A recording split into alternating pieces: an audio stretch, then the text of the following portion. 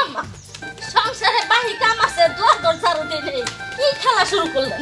হা বড় বৌমা, বাসি ঘর বাড়ি ঝাড়ু দাও না, পরে ঝাড়ু দিও নি। খেলা ভালো হয়েছে, চুপ করে খেলাও। আম্মা কেন এক বালতি কাপড় ভিজে ঠিসি ওটি দুমো না। আচ্ছা ছোট বৌমা, এক বালতি কাপড় তুই ভিজাইছো নাকি, পরে ধোয়া যাবে না। খেলাও তো খেলাও। আম্মা আপনার কুলা তো সেই সকালে গেছে খেত নিরাইতে না খেয়ে গেছে, এখন যদি কিছু না রান্ধি কি খাইবো? চুপ থাকো তো বৌমা, আজকে বাড়িতে হরতাল, আজকে আমরা খেলাধুলা করবো, তারপরে ও মা, কি পোলাপান করে মতো এই দৌড়ে লাভ খেলা শুরু করছো? পোলার বউগুলো নিয়ে হুইদে খেলা শুরু করছো। আমার খিদা লাগছে, বাদ দোষে। শোন, আজকে কি বার? কে? শুক্রবার। শুক্রবার।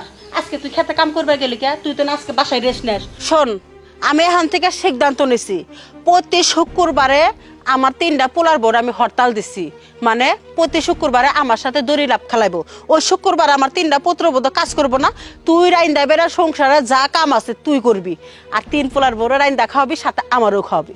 ও মা, এগুলো তুমি কি কইতেছো? হ্যাঁ, এই বেডি মাইসের কাম বেড়া মানুষ কি করে পারে? হ্যাঁ, আর আমার 3-3টা বউ, এই 3-3টা বউ থাকতে যদি আমি বাড়ির সব কাম করি, রান্না বাড়া করি, এই জীবন দিয়ে আমি করবোটা কি কওছে?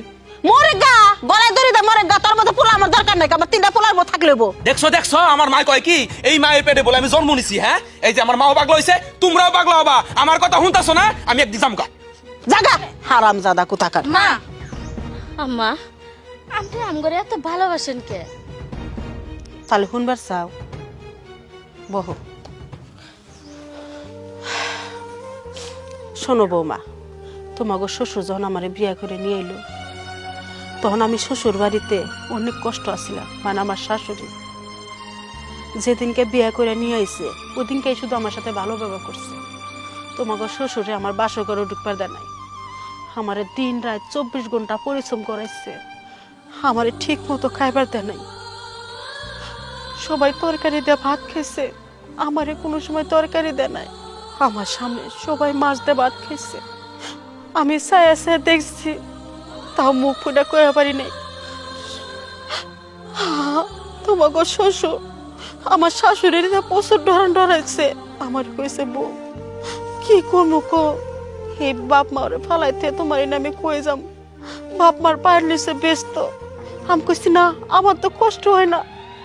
ওদিন থেকে কইছি, ওগো আমার যদি কোনোদিন আল্লাহ ছেলের সন্তান দেয়, ছেলের বউ কিভাবে করে মানুষ করা লাগে এই বাংলার মানুষকে আমি দেখাই দিব।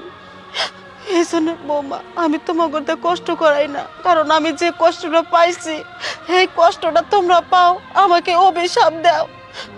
আমি এটা চাই না তোমাকে কাছে। মাগো, আমরা নিজের বাপ মা চাইরা আপনার কাছে আয়া নিজের মা বাবার মতো আদর পাইছি, ভালোবাসা পাইছি। আমরা আপনার মতো শাশুড়ি আর হইতে চাই না। আপনার মতো শাশুড়ি যেন বাংলার ঘরে ঘরে হয়। আর শুনেন আম্মা, আজকে থেকে আমরা আর কোনো কষ্ট নাই। আমরা 3টা আপনার বৌমা না, আপনার মেয়ের মতোই থাকুন।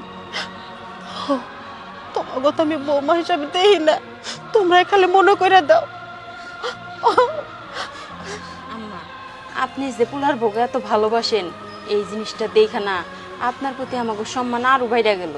মা, ও মা, আমি আমার নিজের বাপ মার কাছে এতটা ভালোবাসা পাই নাই যতটা ভালোবাসা আমি আপনার কাছে পাইছি।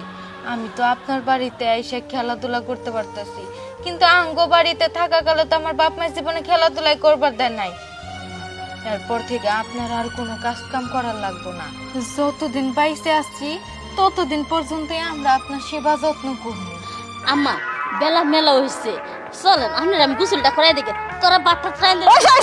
আমার শক্তি আছে, আমি একা গোসল করবো। আর শোনো, তোমরা আমার পোলা লেগার বাচ্চারাও যাও, পোলাটা আমার রাগ পেটে গেছে, আমি ফিরে নিয়ে কোনে বান গেছে।